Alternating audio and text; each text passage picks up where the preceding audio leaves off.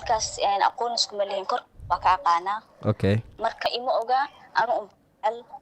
xalo sameeyaa igula talinaysa marka wuxuu dhahay gabar aan isla soconay 2 sano iyo bar 2 sano iyo bar xiriir lahayn 2 sano iyo bar xiriir raadaan muxumo 2 usbuuc ka hor ayaan ogaaday inay tahay in adeertay assalaamu calaykum calaykum salaam walaal magacaaga iyo magaalada naga soo waceysid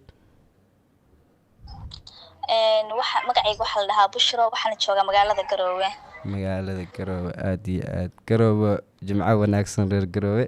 waxaan rajeynayaa in lagu fiican yahay insha Allah jimco wanaagsan dhammaan reer Garowe iyo inta Soomaaliyeed se lagu caawiyaa marka situationka iyo xaaladda maxaa waase walaal waxay iga caawisaan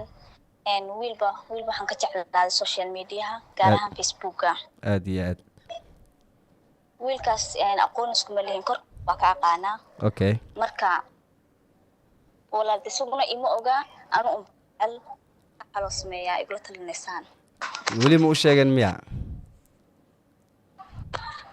may umaan sheegan waan ka baqayaa maxaa yeelay gabar baan hayna oo sheegto wiilkiisa waa dareemi karaa gabdhaha waa xishoonayaan laakiin midaa ku weydiina qofaa is aragtiin miya ma isla joogtiin mise waa qof oo social media oo keliya social media idol iska yaqaan handar laisla sii joogi karaa may isma arkna aqoon isku maleeyin social media baan ku arkay okay waana marka ma jeceshaa mise waa rabtaa oo keliya jecel iyo rabaash laba keliya waa jeclahay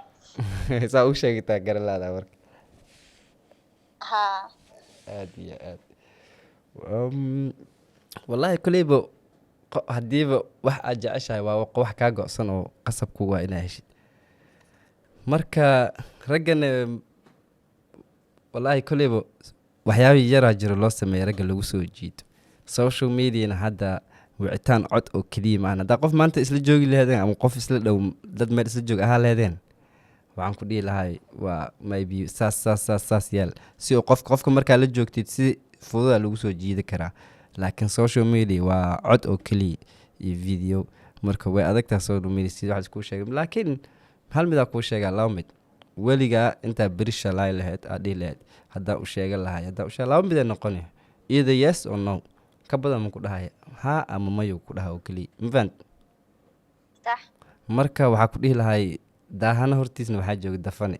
laga yaaba intaa hadda isdhehaysid u sheeg gabar kale inay kaa hormarto mafahant marka haddaahin u sheego laba midaa kuu soo baxays adi haddii hadda lacala dad horta waxaa jiro